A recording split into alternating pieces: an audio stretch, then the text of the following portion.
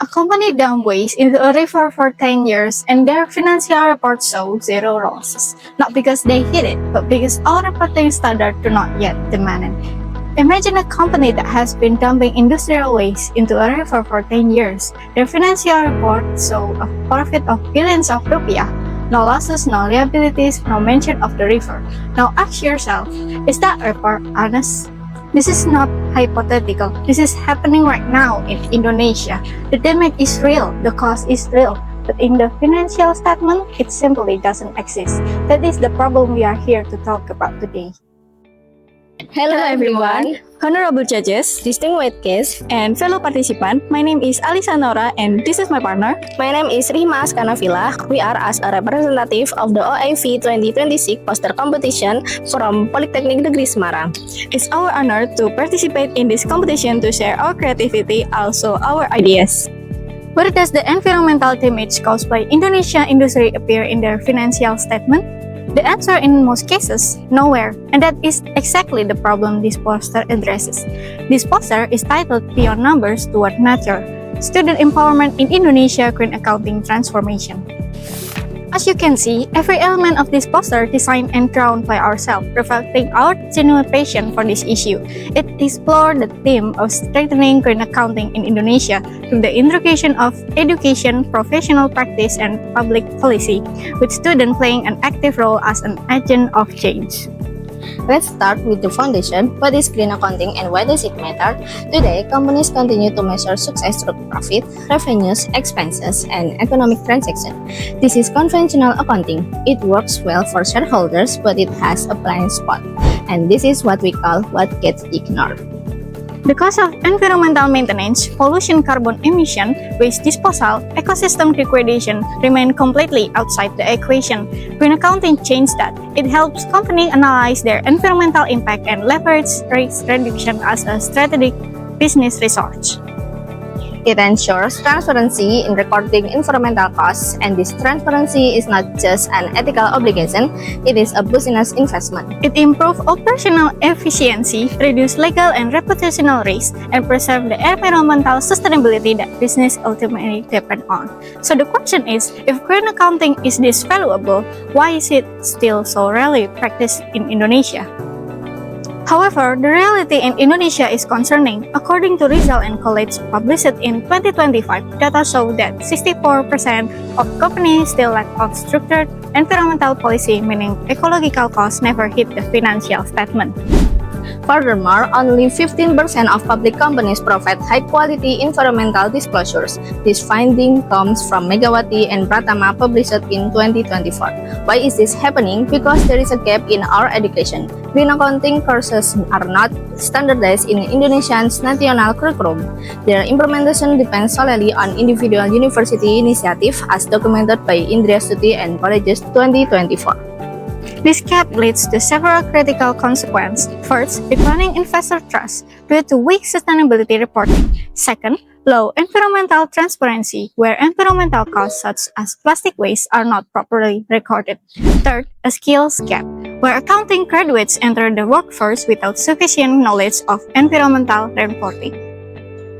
To address this, we purpose an approach built on three pillars. The first pillar is education, and this is where everything begins. Right now, whether a student learns about environmental reporting depends entirely on whether their university or even their individual lecturer decides to include it. That is not a curriculum, that is a lottery. So what must change? Three things. First, integrate green accounting into educational program across all accounting departments in Indonesia, not as an elective, not as a side topic, as a core competency.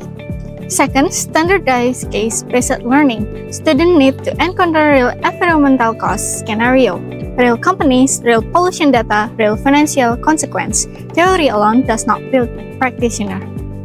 And third, promote interdisciplinary research that connects accounting with environmental science, law, and public policy, because green accounting does not live in silo, and neither should the people who practice it.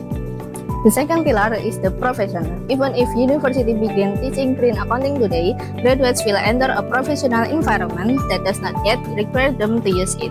That disconnect must be closed. Three things are needed here as well. First, require environmental cost disclosure in audit standard. EAE must make it clear that environmental liabilities are not optional footnotes. Second, develop a clear certification pathway for green accounting practitioner. A structured certification similar to what EIE has begun gives professionals a tangible goal. And third, integrate environmental risk assessment into client advisory service. Accountant must ask not just how much did you earn, but what did it cost the environment, and that cost must have a number. The third pillar is public policy. Indonesia already has some foundation, POJK number 51 on sustainability reporting, the green taxonomy, the RPJPN 2025 until 2045, but foundation are not enough as the structure above them is weak. Three policy interventions are critical. First, align Indonesia's reporting framework with GRI and ISSB standards. International investor, global supply chains, and climate agreements all speak GRI and ISSB, and Indonesia must too. Second, create tax incentives for companies with verified environmental disclosure. Right now, there is a little financial motivation for companies to invest in quality environmental reporting. A tax incentive changes that calculus. It makes transparency profitable. And third, OJK must establish mandatory ESG reporting for public companies, not just large corporations, not just on voluntary basis, mandatory, measurable, enforceable, because what is not required is rarely prioritized. Policy sets the floor, and right now, Indonesia floor is too low. Finally, where do we as students fit in? We sit at the intersection of all three pillars. We learn in education, we train for the profession, and we live under the policies that govern our future. We are the catalyst. We bridge the gap between academic theory and real-world practice. And to make this actionable, not just theoretically, we choose a mnemonic action. A. Awareness. Build ESG literacy in campus community. Start conversation, host discussion, make sustainability a topic that belongs in every accounting classroom. C. Community. Form study group focused on green accounting. Knowledge grows when it is shared. D. Transform. Advocate for environmental cost transparency in organization around you, your campus, your internship, your community. I. Impactful. Support small and medium enterprises with simple environmental reporting framework. O. Outreach. Use social media as a platform for sustainability advocacy. Our generation has tools that no previous generation had. And network. Build cross-campus network to drive standardization of green accounting education across Indonesia. Because change does not wait for perfect condition, it starts with action. Green accounting is not a trend, it is a necessity and Indonesia cannot afford to wait. We have seen the gap, companies that profit while rivals pay the price. We have identified the cause, an education system that does not require it, a profession that does not yet enforce it, and policy that don't yet mandate it. But we have also seen the solution through the convergence of education, profession, and public policy, and with students as the catalyst, green accounting can move from the margin of awareness to the mainstream of practice. The numbers in our financial statement should tell the whole truth, not just the profitable parts, because beyond the numbers, there is nature, and our nature can't wait for the next fiscal year. I'm Alisa. And I'm Rihma. We are from Politeknik Negeri Semarang, and thank you.